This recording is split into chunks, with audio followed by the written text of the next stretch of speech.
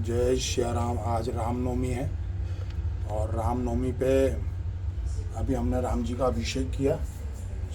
राम जी का अभिषेक करके आज नवरात्रि पे ये चल रहे हैं और ये राम जी का अभिषेक होके और ये तस्वीर को हमने किया है। आज ये बात क्यों बतानी पड़ रही है उसका कारण मैं आपको बता रहा हूँ। जय श्री राम।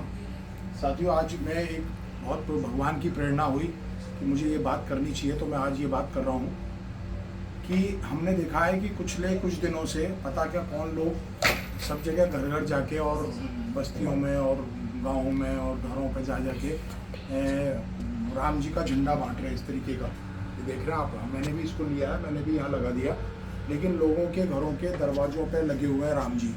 इस तरफ भी लग रहे हैं, उस तरफ भी लग रहे हैं। अब आप देखो कितना, तो चूँकि राम जी तो हमारी तस्वीर है। और देखिए एक चीज़ बात बता दूँ, राम जी के झंडे में, ध्वजा जी में फोटो कभी नहीं छपता, प्रतीक चिन्ह होता है। ध्वजा क्या होती थी? प्रतीक चिन्ह होता था। पहले आप देख लो, सूर्यवंशी है या इनके राज्य का जो प्रतीक होता था या भगवान का कोई प्रतीक होता था। खाटू श्याम जी का आपने कभी ध्वजा जी देखी क्या? उनकी तस्वीर देखिएगा ध्वजा जी पर नहीं, या तो 3 बाण होंगे या फिर उसमें वो लीला घोड़े वाले उनका वो प्रतीक होगा। भगवान तो ये तो स्वयं नारायण है। ये ध्वजा पे आ गए तो फिर क्या बचा है? हनुमान जी का फोटो होता है ध्वजा पे, और वो भी उस पे नहीं होता है।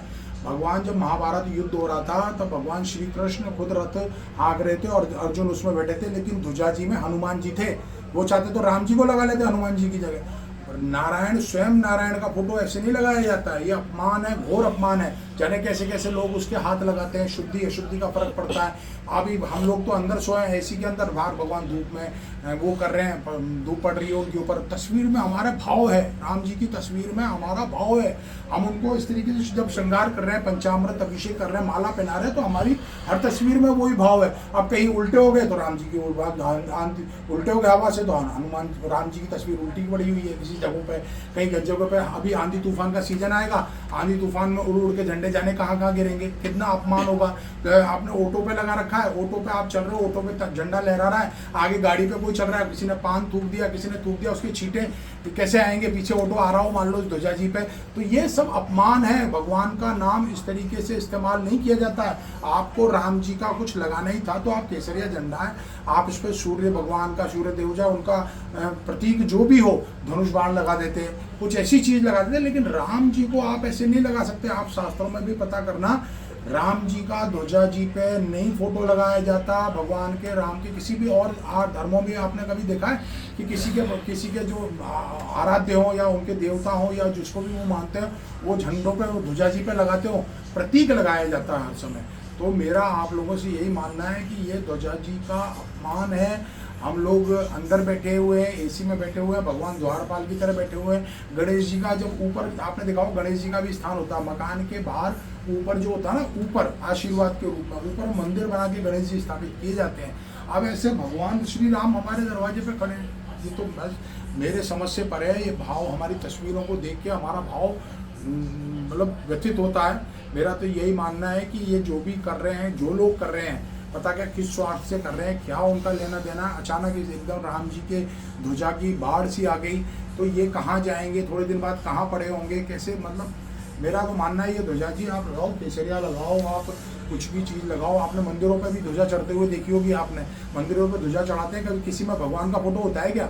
अभी आप वहाँ चले जाओ, जगन्नाथपुरी में चले जाओ, द्वारकाधीश मंदिर में चले जाओ, श्रीनाथ जी में चले जाओ, सब जगह भगवान की ध्वजा जी चढ़ती है, पर तस्वीरें किसी में नहीं होती है भगवान की तस्वीरें देखी क्या उन ध्वजा जी में आपने? कहीं नहीं होती तस्वीरें। भगवान की तस्वीरों का ऐसा इस्तेमाल, भगवान की स्वरूप का ऐसा इस्तेमाल मत करो।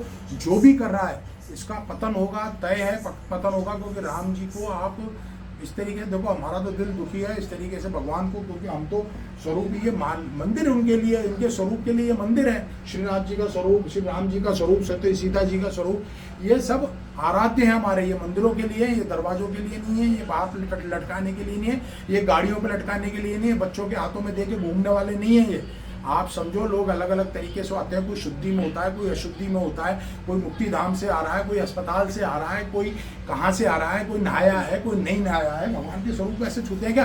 प्रेमानंद जी महाराज, राम नाम लिखा होता है ना, राधा नाम, उस वस्त्र को भी मना करते हैं कि इसको धोओगे तो इसका राधा नाम से धुआ हुआ जल नाली में जाएगा। वो इस तरीके इतना मना करते हो, तो नाम के ही मना कर रहे हैं, आप तो स्वरूप लगा रहे हो। तो आप समझो ये सब ठीक नहीं है, बिल्कुल ठीक नहीं है। आप हम तो इस चीज़ों को सुधारना चाहते हैं और आप और कर रहे हो, पटाखों पे लिख देते हैं। वो आपने और किसी धर्मों में देखा है क्या ऐसा? इसलिए मेरा आप लोगों से रामनवमी पे यही एक हाथ जोड़ के निवेदन है, यदि राम जी को ध्वजा जी आपके पास आई भी है तो इस तरीके से मंदिर में लगाएं, बाहर ना लगाएं। और जो इसको बांट रहे हैं उनको इसकी मर्यादा का भी जिम्मेदारी उनको खुद को लेनी होगी। कल को इनका भगवान श्री राम का अनादर किसी स्वरूप में होता हुआ दिखेगा तो उनको दोष लगेगा। जय श्री राधे राधे, जय श्री राम।